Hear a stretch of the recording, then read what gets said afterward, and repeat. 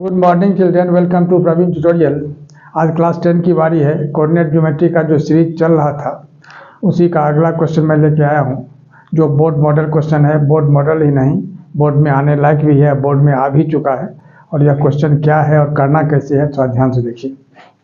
Question number 1, if 2p is the midpoint of the line segment joining the points A 6 - 5 and B -2 11, find the value of P. Question क्या कह रहा है, ए और B दो ठो point है, जिसको मिला दिया गया तो एक लाइन सेगमेंट हुआ, और उसका मिड पॉइंट जो है वो मिड पॉइंट क्या है, 2p है। तो कह रहा है कि पी का वैल्यू फाइंड करने के लिए। अब ध्यान दीजिए थोड़ा सा, जो सॉल्यूशन में क्या सब करना होगा। सॉल्यूशन में सबसे पहले दो ठो पॉइंट लेना है, ए और बी। जैसे ए हो गया, यहाँ ए का कोऑर्डिनेट क्या दिया हुआ है, 6 और -5, ठीक है। आगे देखिए, और बी का कोऑर्डिनेट, बी यहाँ है, बी का कोऑर्डिनेट कितना दिया हुआ है, -2 और 11। अब यह ए बी को जो ज्वाइन किया गया है, इसका मिड पॉइंट लेट सपोज कुछ भी आप लिख सकते हैं, एम ही लिख दीजिए, है ना। और इसका कोऑर्डिनेट दिया हुआ क्या, 2p। ध्यान दीजिएगा थोड़ा सा, कुछ नहीं है, बहुत ईजी है। अब यहाँ 6 और -5 है, इसको हम x1 y1 सपोज कर लेते हैं, और इसको x2 y2, ठीक है। अब यह जो है मिड पॉइंट, इसको xy सपोज किया जाता है। अब होता क्या है, जो x का फार्मूला होता है मिड पॉइंट का, x1 + x2/2, और y का होता है y1 + y2/2। चूँकि y का जो पोर्शन है वो गिवन है, यानी p है, और उसी p को हमको फाइंड करना है, इसलिए y को ही लेके हमको बढ़ना होगा। यानी क्या लिखना होगा, जो y = y1 + y2/2। अब y का वैल्यू कितना दिया हुआ, p, तो y के नीचे हम p लिख सकते हैं, कोई दिक्कत नहीं है। अब y1 कितना है, -5 है, तो -5 अब प्लस y2 कितना है, 11 है, यहाँ 11 लिखना है। अब 11 और नीचे 2, ठीक है, यानी कितना होगा। अब 11 में से 5 अगर हम माइनस करते हैं तो कितना होता है, 6 होता है, और नीचे 2 हो गया। तब इसको कैंसिल करते हैं तो कितना होगा, 6/2, यानी 2 × 3 = 6, यानी p का वैल्यू कितना हुआ, 3, और यही इसका आंसर हो जाएगा। देखिए अगला question, question number 2। Question number 2 में है, find the coordinates of the points of trisection of the line segment joining the points A 7 - 2 and B 1 - 5। अब यह जो है CBSE 2017 में आया है। अब देखिए क्या है इसका सॉल्यूशन और कैसे इसको सॉल्व करना है। अब देखिए दो ठो पॉइंट है, एक ठो A है और एक ठो B है, वो तो लिखना ही है।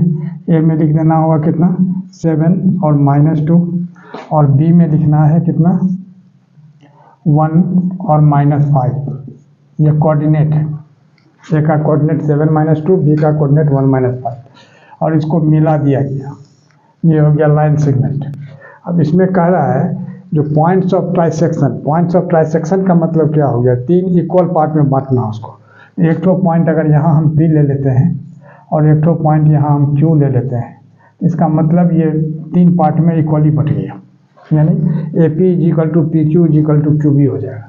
तो P का कोऑर्डिनेट अगर हम XY लेते हैं, तो ध्यान दीजिएगा, और इसको x1 y1 और इसको x2 y2 सपोज कर लिया गया, यानी ले लिया जाता है।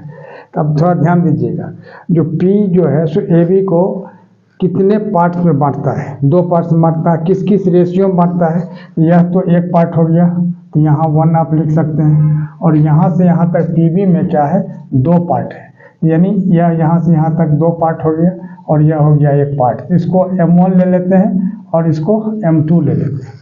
थोड़ा सा ध्यान दीजिएगा।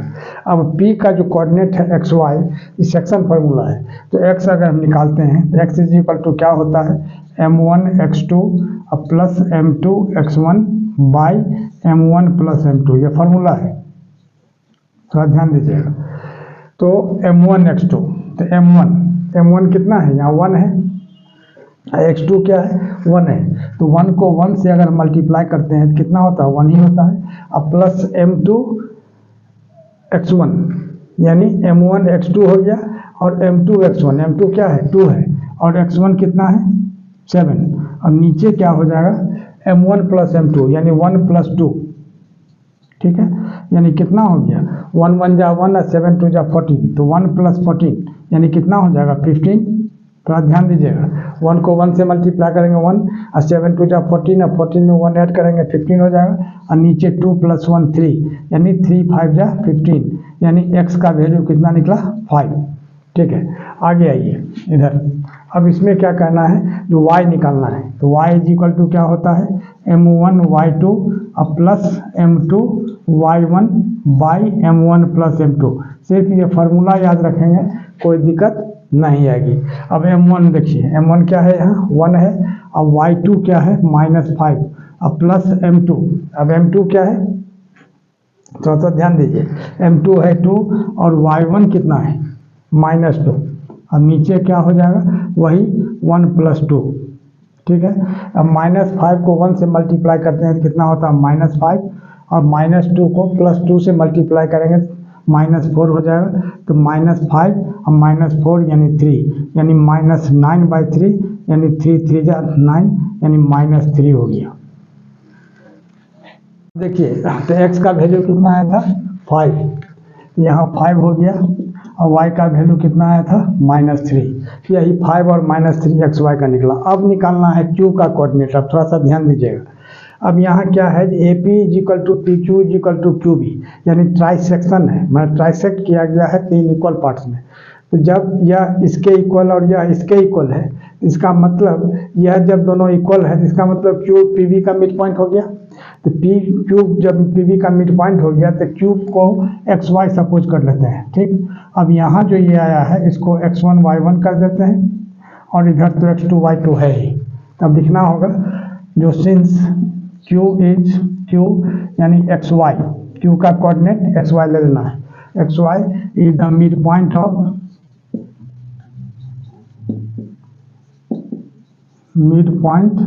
ऑफ क्या QB।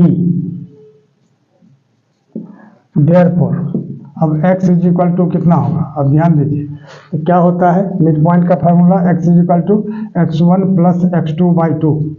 तब x1 प्लस x2, तो x1 कितना है जल्दी बोलिए, x1 हो गया कितना इसका 5, अब प्लस x2 क्या हो गया 1, अब बाई 2 दैट इज 6/2, 2 3 जा 6 यानी x का वैल्यू कितना निकला 3। अब आगे देखिए, अब y का निकालना है, ठीक है। अब y के लिए क्या करना होगा, y इज इक्वल टू क्या होता है y1 प्लस y2/2। अब आइए तो y1 क्या है यहाँ -3 है, अब प्लस y2 कितना है -5, ठीक है। अब बाई 2 तो -3 और -5 कितना होगा -8, तो -8/2 यानी इसको कैंसिल करते हैं तो कितना होगा -4, ठीक है। तो अब यहाँ क्या हो गया, Q का कोऑर्डिनेट कितना हुआ XY यानी 3 और -4, ठीक है। अब इस तरह से आपको P और Q का कोऑर्डिनेट निकालना है। लास्ट में आप फाइनली लिख सकते हैं जो देयरफॉर, यहाँ तो पहले Q का लिख देना होगा XY यानी कितना 3 और -4, ठीक है। और लास्ट में फाइनली आपको P और Q का निकालना है, तो P और Q का निकालने के लिए क्या लिखना होगा, P इज इक्वल टू कितना 5 -3 और Q इज इक्वल टू कितना होगा 3 -4, और यही इसका आंसर हो जाएगा। देखिए क्वेश्चन नंबर 3। क्वेश्चन नंबर 3 में क्या है, find the coordinates of the mid point of the line segment joining the points A -5 4 and B 7 -8। अब देखिए सॉल्यूशन में क्या करना है, सबसे पहले A और B दो ठो पॉइंट लेना है, एक ठो पॉइंट A हो गया यहाँ, एक ठो हो गया B। तो A का कितना है -5 4 और B का कितना दिया हुआ है 7 और -8। अब देखिए तब इसको क्या किया जाएगा x1 y1 और इसको x2 y2 सपोज करना है, ठीक है।